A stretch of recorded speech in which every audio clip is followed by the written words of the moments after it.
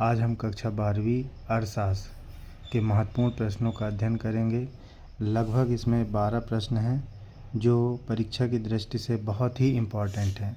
तो आइए एक एक करके इनका अध्ययन करते हैं।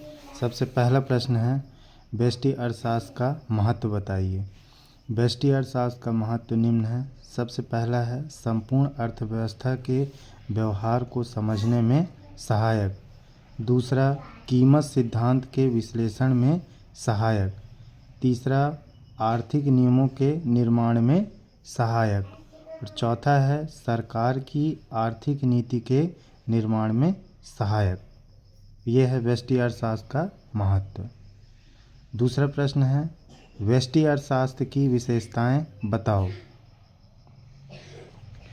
व्यष्टि अर्थशास्त्र की विशेषताएं निम्न है। पहला है, व्यक्तिक इकाइयों का अध्ययन। दूसरा, छोटे भागों का अध्ययन। तीसरा है, पूर्ण रोजगार की मान्यता। तीसरा महत्वपूर्ण प्रश्न है, समष्टि अर्थशास्त्र की विशेषता बताओ। समष्टि अर्थशास्त्र की विशेषता निम्न है। पहला है, व्यापक दृष्टिकोण। दूसरा, व्यापक विश्लेषण। तीसरा, परस्पर निर्भरता। इसमें एक की पॉइंट बनेगा आपका व्यापक दृष्टिकोण और व्यापक विश्लेषण। चौथा महत्वपूर्ण प्रश्न है, समष्टि अर्थशास्त्र का महत्व बताइए। समष्टि अर्थशास्त्र का महत्व निम्न है। पहला, जटिल अर्थव्यवस्था के संचालन को समझने में सहायक। दूसरा, आर्थिक नीतियों के निर्माण में सहायक। तीसरा, व्यष्टि अर्थशास्त्र के विकास में सहायक। और चौथा है, अर्थशास्त्र के उद्देश्य के अनुरूप। पांचवा प्रश्न है, समष्टि अर्थशास्त्र की सीमाएं बताइए। समष्टि अर्थशास्त्र की सीमाएं निम्न है। पहला, समूह की बनावट पर ध्यान न देना। दूसरा, विजातीय समूहों की समस्या। तीसरा, व्यक्तिगत इकाइयों के योग के आधार पर समष्टि अर्थशास्त्र के लिए निष्कर्ष निकालने में खतरा। छठवां महत्वपूर्ण प्रश्न है, समष्टि अर्थशास्त्र एवं व्यष्टि अर्थशास्त्र में अंतर बताइए। पहला है अंतर, इकाई। व्यष्टि अर्थशास्त्र छोटी छोटी व्यक्तिगत इकाइयों का अध्ययन करता है। समष्टि अर्थशास्त्र इकाइयों के योग का अध्ययन करता है। दूसरा, अर्थशास्त्र एक अंश का अध्ययन है, समष्टि में समग्र का अध्ययन। तीसरा, सिद्धांत मुख्य विषय कीमत सिद्धांत। समष्टि अर्थशास्त्र में राष्ट्रीय आय व रोजगार का। चौथा है, नीति।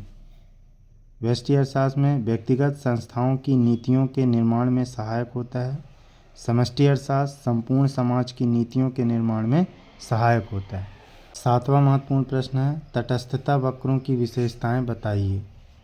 तटस्थता वक्रों की विशेषताएं निम्न है। पहला, तटस्थता वक्र बाएं से दाएं नीचे की ओर झुकता है।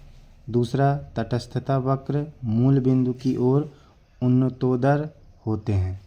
तीसरा, तटस्थता वक्र कभी एक दूसरे को नहीं काटते। आठवां प्रश्न है, मांग के प्रकार बताओ।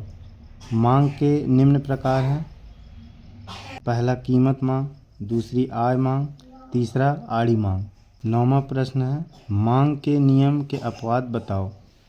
मांग के नियम के अपवाद निम्न है। पहला, गिफिन का विरोधाभास। दूसरा, भविष्य में मूल्य वृद्धि की आशा। तीसरा है, प्रतिष्ठा सूचक वस्तुएं। चौथा है, अज्ञानता के कारण। 10वां प्रश्न है, मांग की लोच को प्रभावित करने वाले तत्व बताओ। तो पहला तत्व है वस्तु की प्रकृति। दूसरा, स्थानापन्न वस्तुओं की उपलब्धता। तीसरा, वस्तुओं के अनेक प्रयोग।